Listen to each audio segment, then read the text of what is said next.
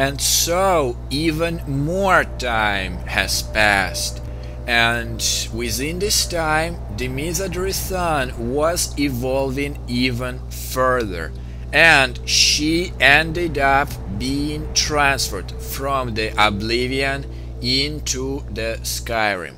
So now let me just take her helmet off so you can actually see her face, and just to make sure, let's take a torch out. Ah, come on. So here she is, a Demizadrithan evolution from the Oblivion into the Skyrim game. And it is actually quite surprising, well, it was actually quite surprising for me to discover such a drastical change in the appearance of different races, if you know what I mean. Like, it became, say, more brutal, like more serious, you know what I mean? Like, even in Oblivion there were a bit, say, candy faced, let's put it this way, as even though I tried my best to avoid making Demizadrithan's face like that much of the candy face, you know what I mean?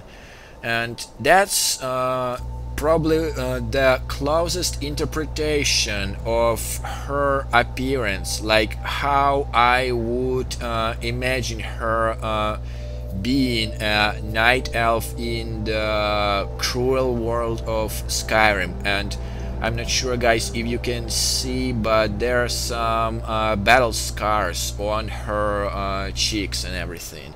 Just like, she is not, say, this pure-faced, since her background at this point grew up considerably.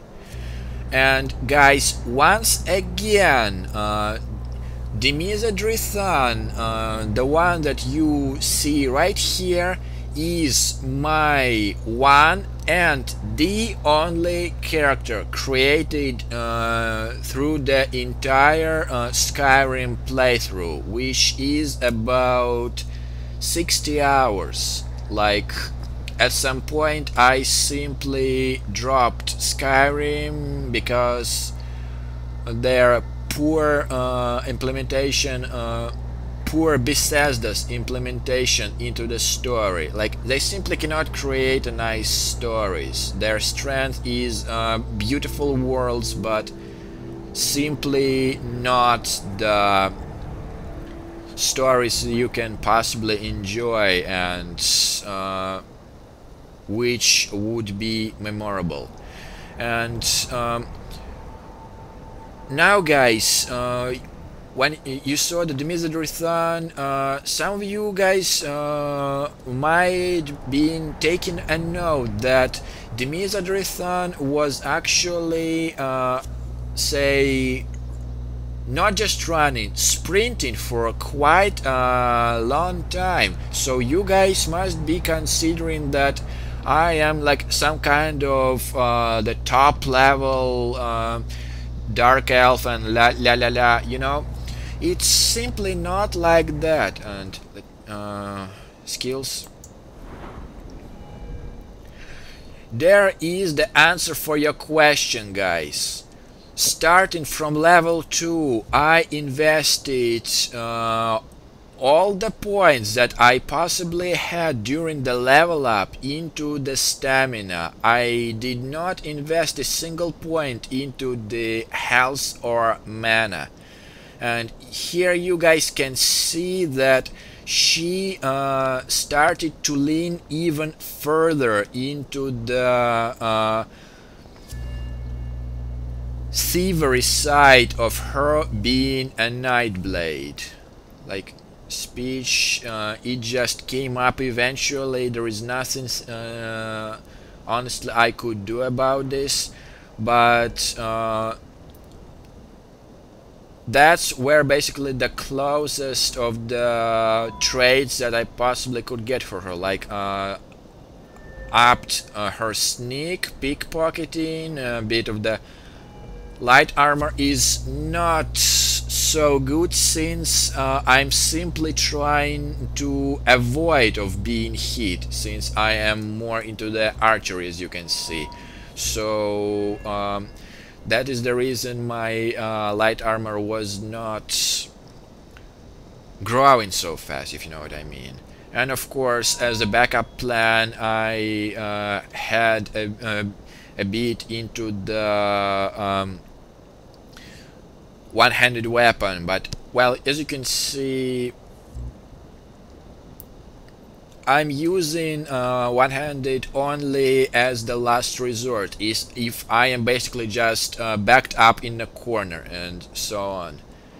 And smithing, well, to be honest guys, I would say that this smithing was probably like the result of my first experiments in creating armor, creating daggers, and I actually managed to create a bit of the jewelry which I ended up selling and getting some profit, if you know what I mean.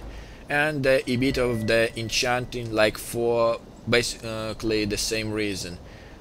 And yeah, as you can see, I was trying to use just a bit of the destruction, but yeah, since Oblivion, her skills, magical skills, were deteriorating really fast. And if you guys remember, like in the Oblivion part, I said that Demisodrithan started to rely more on her body capacities and on her quick legs instead of her mental capacities, like, you know, the magical ones.